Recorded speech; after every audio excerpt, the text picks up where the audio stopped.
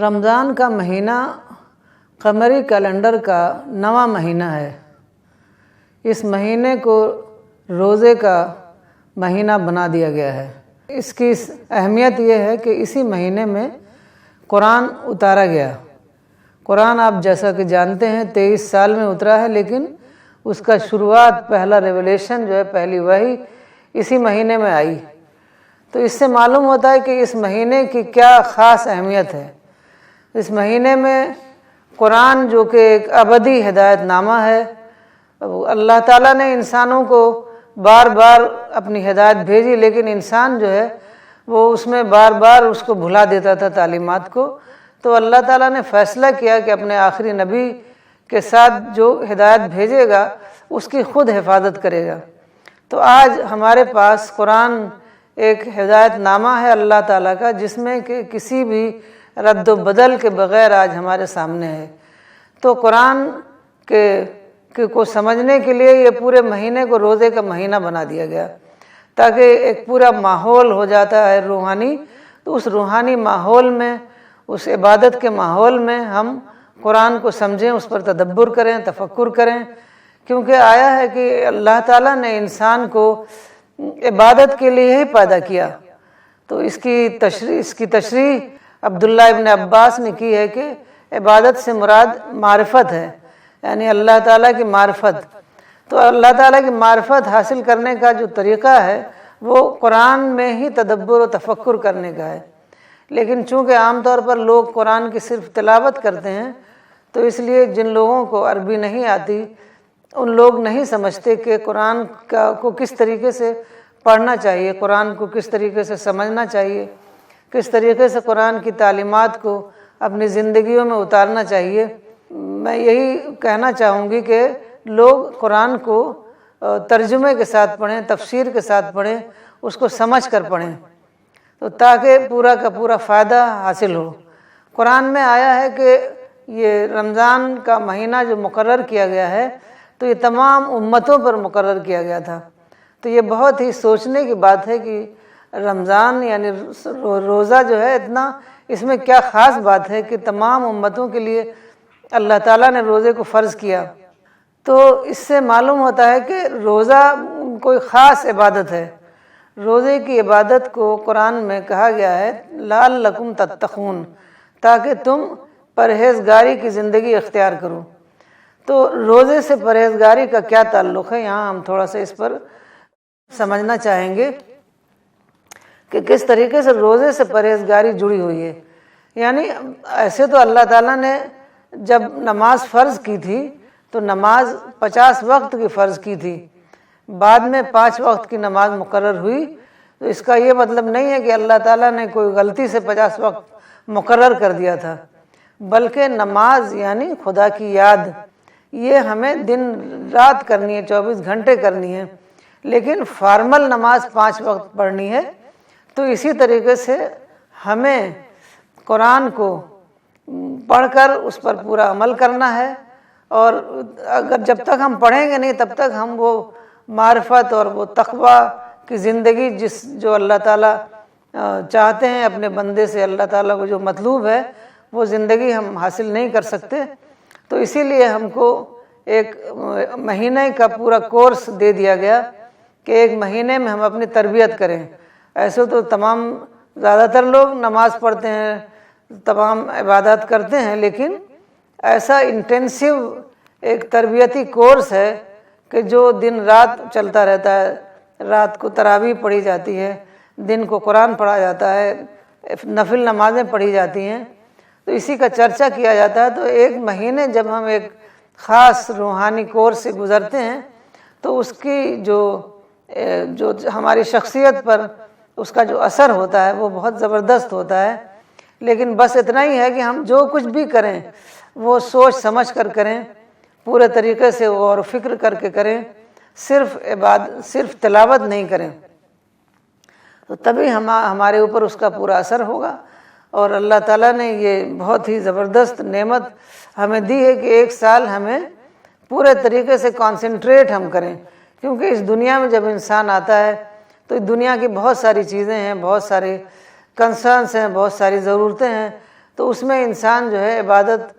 کے اس معنی کو کہ دن رات ہمیں عبادت میں رہنا ہے، مشغول رہنا ہے، عبادت دونوں ہم سمجھ رہے ہیں، فارمل عبادت بھی اور غیر فارمل عبادت بھی، تو اس میں مشغول رہنا ہے۔ لیکن دنیا کے بہت ساری ایسی کام میں انسان مشغول ہو جاتا ہے کہ وہ عبادت صرف فارمل انداز میں کر پاتا ہے، اور وہ جو ہے دن رات جو اس میں گہرائی سے سمجھنا اور اس کو بہت زیادہ اپنے پورا ایک روٹین بنا لینا پورے دن کا، تو یہ نہیں ہو پاتا۔ تو اسی لیے اللہ تعالیٰ نے ہمیں یہ موقع دیا ہے ایک مہینے کا کہ ہم زیادہ سے زیادہ عبادت کریں، زیادہ سے زیادہ خدا کی یاد میں زندگی گزاریں، کیونکہ ہمیں معلوم ہے کہ ہم اس دنیا میں صرف 60 70 80 سال کے لیے آئے ہیں، اس میں سے مشکل سے ہمیں 10 20 سال ملتے ہیں، زیادہ تر ہماری تعلیم میں گزر جاتا ہے، دوسرے کاموں میں ٹائم گزر جاتا ہے، تو ہمیں مشکل سے 10 20 سال ملتے ہیں جس میں ہم خدا کی مرضی کے مطابق اپنی ایک زندگی بنائیں اور خدا سے اجر کے مستحق ہوں اور زیادہ سے زیادہ عبادت کریں، اور ہر معاملے میں ہم یہ سوچیں کہ خدا کی مرضی کیا ہے، کیونکہ ہمیں اس دنیا میں ہمیشہ نہیں رہنا ہے، بلکہ ہمیں اس دنیا سے جانا ہے، اور ہمیں ایک ایٹرنل لائف ہے آخرت میں، اور ہماری جو اس دنیا میں جو ہم عمل کریں گے اسی کے مطابق ہمیں جزا و سزا ملے گی۔ جو لوگ نیک عمل کریں گے ان کے لیے ہمیشہ ہمیشہ کی جنت ہے، اور جنت آپ لوگ جیسا کہ جانتے ہیں جنت خدا کا پڑوس ہے، خدا کی مہمانی ہے۔ تو آپ سمجھ سکتے ہیں کہ ہم اگر 10 20 سال پوری کوشش کریں خدا کی مرضی کے مطابق ایک زندگی گزارنے کی، خدا کو خوش کرنے کی، خدا کو راضی رکھنے کی، تو اس کا جو نتیجہ ہمیں ملے گا، اس کا جو رزلٹ ملے گا، وہ ہمیشہ ہمیشہ کی ایک ابدی زندگی ہے، جس میں کوئی غم نہیں، کوئی پریشانی نہیں، کوئی بیماری نہیں، کوئی موت نہیں۔ تو ہمیں اس معاملے میں بہت زیادہ ہمیں سیریس ہو کر کے اس مہینے کو لینا ہے، اور اس مہینے میں اپنی پوری تربیت کرنی ہے۔ اگر ہم اپنی تربیت اچھے طریقے سے کر پائیں گے تو وہ تقریباً 11 مہینے ہمارے کام آئے گی، کیونکہ ایک روحانی ماحول جو ایک بن جائے گا، روحانی کیفیات جو ہمارے اندر پیدا ہوں گی وہ ہمارے بعد میں بھی کام آتی رہیں گی، اور یہاں تک کہ اگلے سال نیا روزے کا مہینہ آ جائے۔ تو دوسرا یہ جو ہے قرآن میں کہا گیا ہے لعلکم تشکرون۔ اصل میں کیا ہے کہ دنیا میں اتنا زیادہ انسان کو دے دیا گیا ہے، اللہ تعالیٰ کی نعمتیں اتنا زیادہ دے دی گئی ہیں کہ انسان اس کو فار گرانٹیڈ لے لیتا ہے۔ اب کھانے کی، پینے کی، دنیا کے ہر طرح کے سامان، تمام نعمتیں انسان کو ملی ہوئی ہیں۔ آج کل کا انسان تو بس یہ سمجھتا ہے کہ وہ بازار میں جائے گا اس کو سب کچھ مل جائے گا، لیکن وہ اتنا غور نہیں کرتا چیزوں پر کہ ایک ایک چیز اللہ تعالیٰ نے دی ہوئی ہے۔ کوئی بھی انسان کوئی بھی چیز ایک دانہ بھی کریٹ نہیں کر سکتا، ایک پانی کا بوند نہیں بنا سکتا، سب کچھ اللہ تعالیٰ نے ہمیں دیا ہوا ہے۔ تو اسی لیے قرآن کی جو پہلی آیت ہے الحمدللہ رب العالمین، تو اس میں ہمیں یہی بتایا گیا ہے کہ ہم اللہ کا شکر ادا کریں، اللہ کی حمد کریں، اللہ کی تعریف کریں، تاکہ یہ اللہ کے لیے نہیں ہے، اللہ تو اس سے بہت بڑا ہے کہ اللہ کی تعریف کرنے سے اللہ تعالیٰ کو کچھ ملے گا، اس کا کچھ فائدہ ہو جائے گا، بلکہ ہماری اپنی پرسنالٹی ڈیولپمنٹ کے لیے، اپنی شخصیت سازی کے لیے یہ ضروری ہے کہ ہم اللہ میں جینے والے بنیں، کیونکہ یہ دنیا اللہ کی ہے، اللہ گیور ہے، ہم ٹیکر ہیں، ہمارے پاس کچھ بھی نہیں ہے کسی کو دینے کے لیے، ہمارے پاس جو کچھ ہے وہ خدا کا دیا ہوا ہے۔ تو اب آپ بتائیے کہ ہم کیسے ایک ناشکری کی زندگی گزار سکتے ہیں،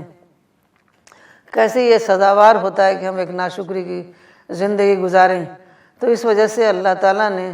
ہمیں بتایا ہے کہ ہم ایک شکر گزار بندے بنیں، تاکہ اللہ تعالیٰ خوش ہوں اور اللہ تعالیٰ آخرت میں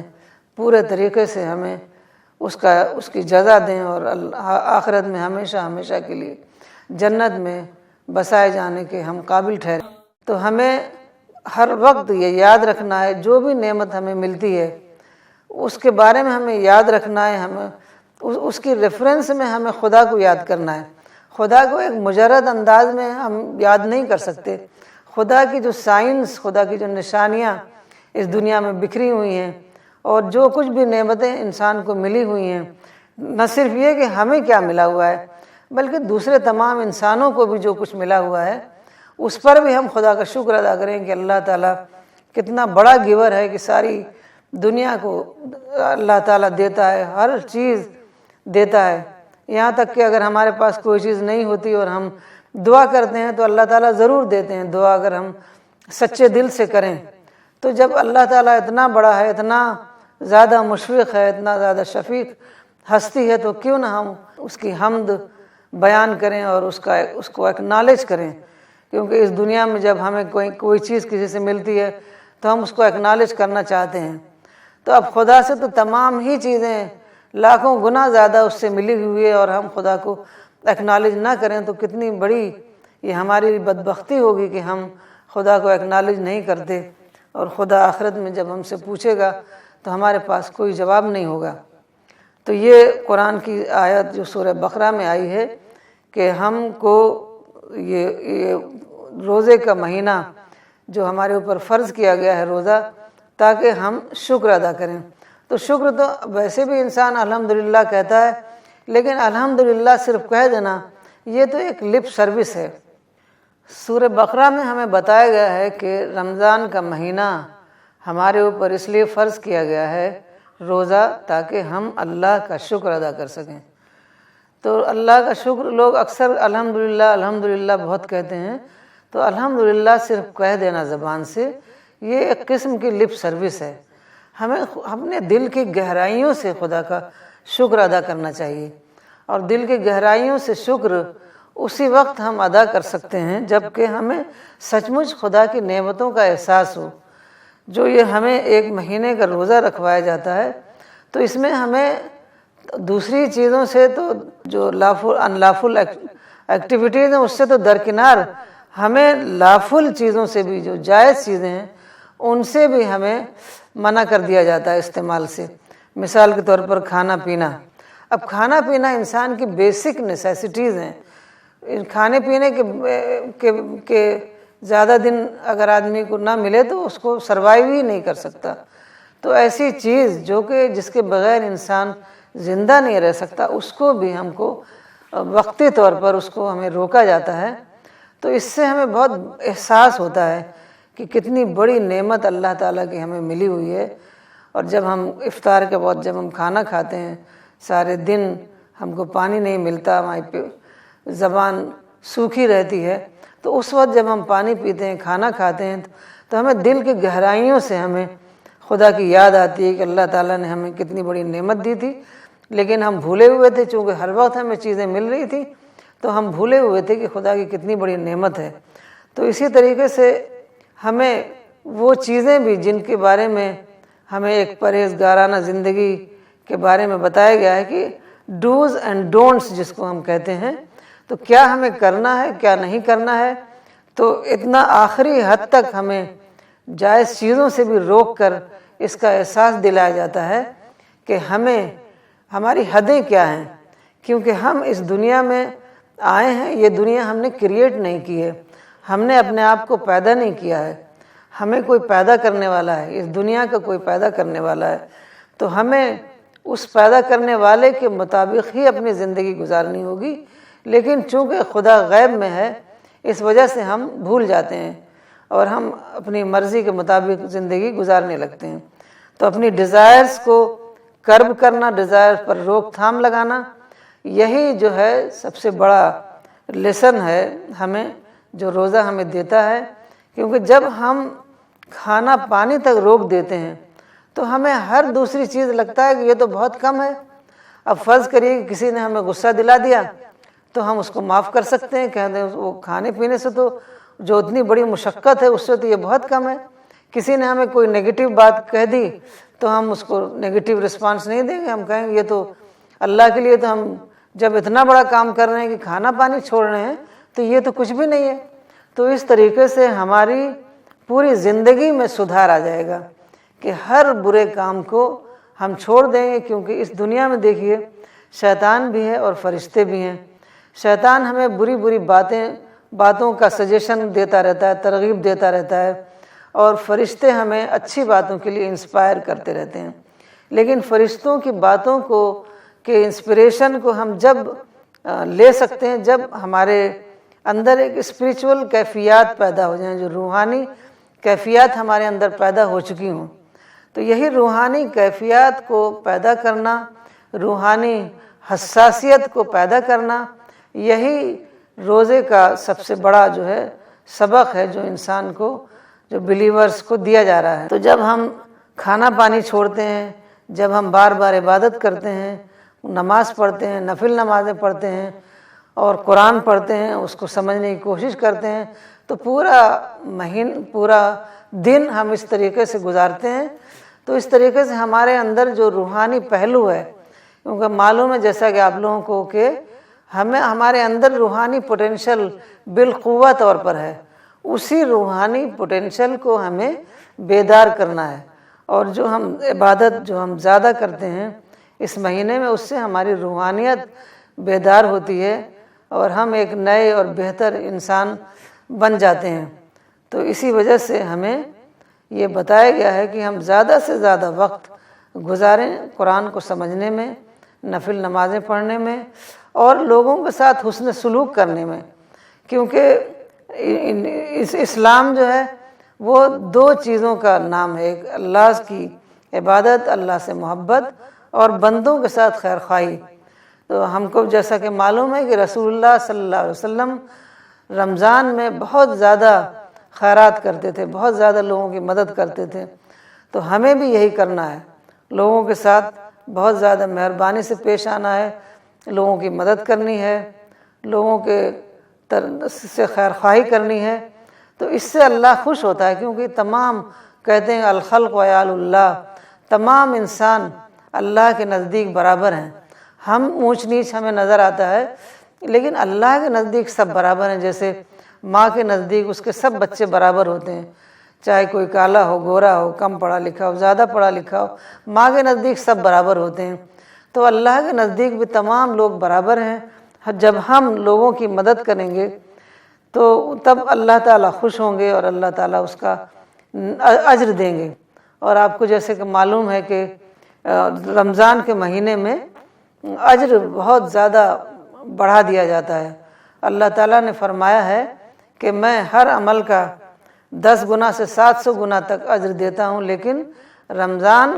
کے روزے کا اجر بہت خاص ہے اور وہ میں خود دوں گا اس کا، یعنی 700 گنا سے بہت زیادہ۔ تو اس کا مطلب ہے کہ ہمیں بہت زیادہ اس مہینے میں بہت زیادہ اپنی حساسیت کو زندہ کرنا ہے اور بہت زیادہ صبر کرنا ہے، کیونکہ رمضان کو صبر کا مہینہ بھی کہا گیا ہے۔ تو صبر کرنے کا مطلب کیا ہے؟ رمضان کے معنی ہی صوم ہے، صوم معنی رکنا، مطلب ہر برے کام سے رکنا، ہر غلط کام سے رکنا۔ تو اس کا مطلب ہے کہ ہمیں صبر کرنا ہے، ایک سیلف ریسٹرینٹ والی زندگی، ایک ڈسپلنڈ لائف ہمیں اختیار کرنی ہے، اور ایک ایسی زندگی اختیار کرنی ہے جس میں ہر برے کام سے بچا جائے، اور اپنے اندر خاص طور پر ہیوملٹی پیدا کرنی ہے، ماڈسٹی پیدا کرنی ہے، کیونکہ ایروگینس جو ہے تمام برائیوں کی جڑ ہے اور ماڈسٹی تمام اچھائیوں کی جڑ ہے۔ اور جب انسان سارا دن کھانا پینا اس کو نہیں ملتا، وہ بھوک سے تڑپتا ہے، پیاس سے تڑپتا ہے، تو اس کو احساس ہوتا ہے کہ وہ کتنا زیادہ ہیلپ لیس ہے، کتنا زیادہ بے بس ہے کہ وہ کچھ نہیں کر سکتا ہے، ایک دانہ بھی نہیں بنا سکتا، ایک پانی کی بوند بھی نہیں بنا سکتا۔ تو یہ ساری چیزیں اس کو احساس دلاتی ہیں اس کی ماڈسٹی کا، اس کے عز کا، اس کے تواضع کا۔ تو جب انسان کی ایک ایسی شخصیت بن جاتی ہے رمضان میں، تو اللہ تعالیٰ کو وہ بہت زیادہ محبوب ہے، اور اللہ تعالیٰ نے اس کے لیے دنیا میں رحمت کا وعدہ کیا ہے اور آخرت میں جنت کا وعدہ کیا ہے۔ تو اس سے بڑی اور سعادت ہمارے لیے کیا ہو سکتی ہے کہ ہم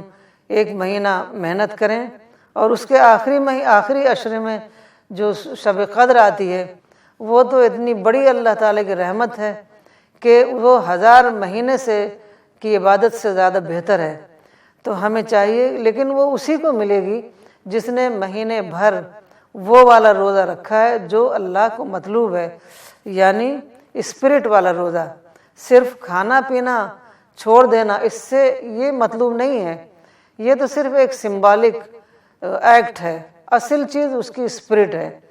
تو ہمیں اس کی اسپرٹ کے ساتھ روزہ رکھنا ہے، اور جو اسپرٹ کے ساتھ روزہ رکھے گا اسی کو شب قدر ملے گی، اور اسی شب قدر میں سال بھر کے فیصلے ہوتے ہیں، اور شب قدر میں کہا جاتا ہے کہ بہت زیادہ فرشتے اترتے ہیں، تو ایک پورا ایک روحانی ماحول بن جاتا ہے۔